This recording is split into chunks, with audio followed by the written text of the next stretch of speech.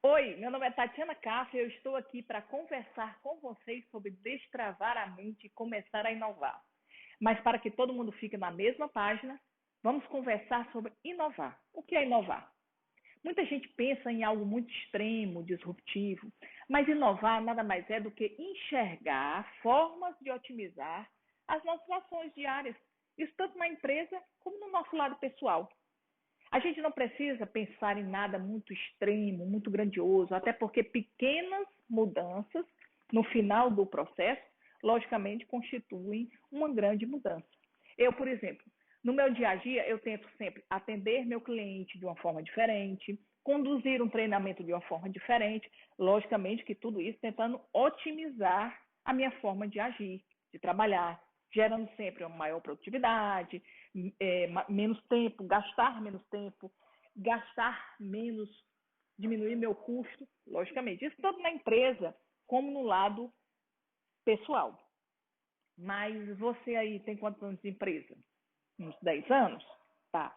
Mas você ficou 10 anos trabalhando tudo do mesmo jeito? Com a mesma forma de trabalhar? Mesmo em atividades diferentes? Ou você teve um ano de experiência de 10 formas diferentes? É isso que a gente tem que pensar. Porque muita gente com essa pandemia entrou realmente em estado de choque, até por ver empresas falindo, pessoas sendo demitidas, aquela sua promoção que não chegou. Mas e aí, você vai esperar a crise passar? Porque amanhã, o hoje já é passado. E com a pandemia, quem é que não mudou? Né? Os clientes das empresas mudaram. A gente, até como consumidor, a gente consome hoje serviços e produtos de uma forma diferente. A gente não vai mais voltar a ser como era antes. E será que a crise é que ocasiona essa sua perda de clientes, essa sua demissão? Ou será que você ficou ultrapassado?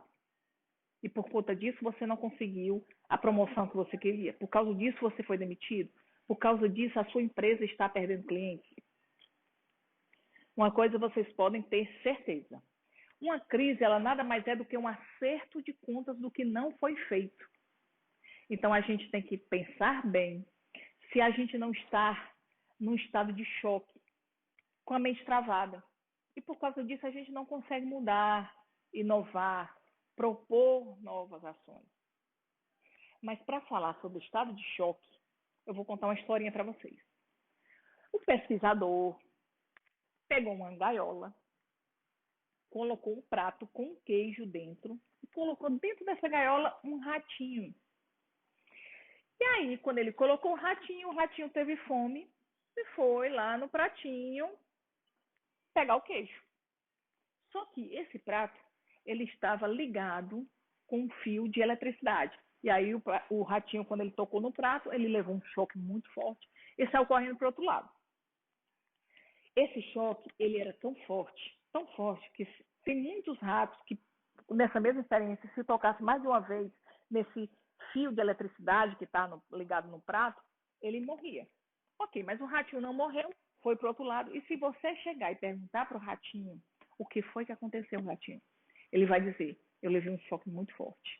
Ah, mas você está com fome? Não estou com fome. Até porque o choque, ele suprime essa fome. E aí o ratinho fica lá, ok? Passa um tempo e aquela fome fica insuportável.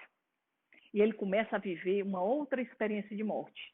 A experiência de morte da fome. Porque aqui ele tinha vivido a experiência de morte do choque. E aí a fome fica insuportável, aí ele vai de novo, toca no prato, leva outro choque e volta para o mesmo lugar. Só que esqueceram de dizer uma coisa para o ratinho. O fio tinha sido tirado do prato. E aí, se você perguntar, ratinho, o que foi que aconteceu de novo? Levei outro choque, levei 2 choques. Aí, se esse ratinho for muito resistente, muito forte, quando ele sentir fome de novo, ele vai novamente, pá, pela terceira vez, ele volta. Ratinho, o que foi que aconteceu? Eu levei 3 choques. E aí, o ratinho, ele começa a ver que aqui ele tem uma experiência de morte devido à fome. E aqui ele tem uma experiência de morte devido ao choque. E aí ele fica no meio do caminho, que é onde os pesquisadores jogam migalhas, e ele se alimenta dessas migalhas. Então ele nem se arrisca a pegar o pedaço de queijo grande, porque tem medo do choque, e nem fica nesse outro canto, que era onde ele tem aquele sentimento de morte, de fome. E ele fica no meio, se alimentando de migalhas, que é o que os pesquisadores chamam de ponto de equilíbrio.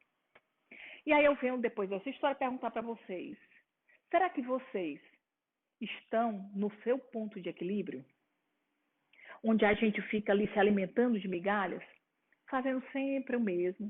A gente não tem coragem de propor algo novo, porque a gente tem medo do choque, porque nós estamos estagnados e assim ficamos ultrapassados.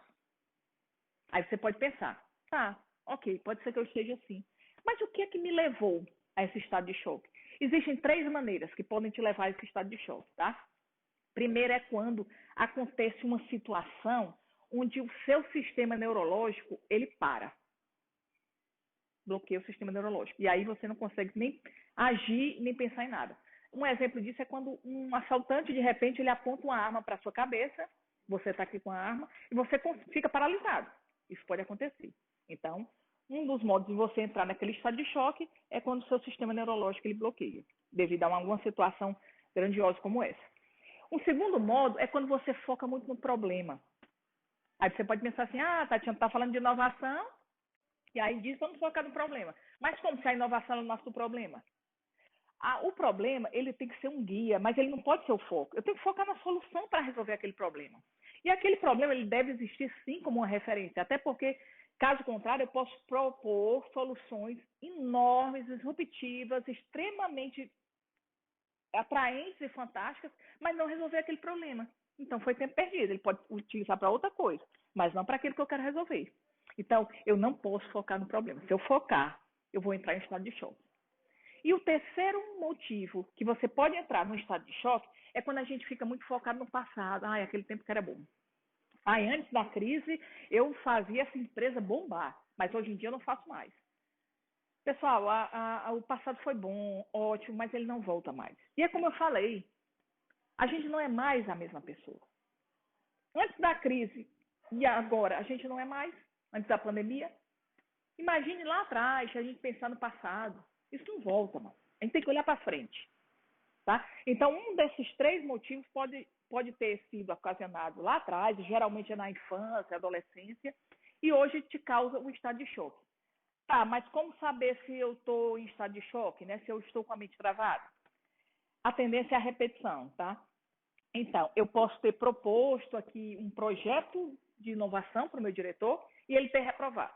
Aí eu vou, mostro outro, ele reprova de novo. 10 vezes. Eu tenho um relacionamento que... tive 10 relacionamentos que terminaram da mesma forma. Eu fui demitido 10 vezes. Então, a gente tem uma tendência à repetição. A gente tem que tirar esse imã. A gente tem que tirar essa compulsão pela repetição. E um ponto importante, o choque ele não causou na primeira vez que você foi demitido, na primeira vez que você teve seu projeto reprovado, não. Ele aconteceu lá atrás, tá? Mas o que aconteceu lá atrás é que te leva a repetir, ok? Então, o que é que pode acontecer também? Além da repetição, você pode também adiar. É uma outra maneira também que a gente vê que a gente está com a mente travada, tá? Então a gente sempre adia. Não, agora não é a hora, eu tenho que estudar mais, eu não estou preparado, não é o momento. Atenção, você não precisa disso.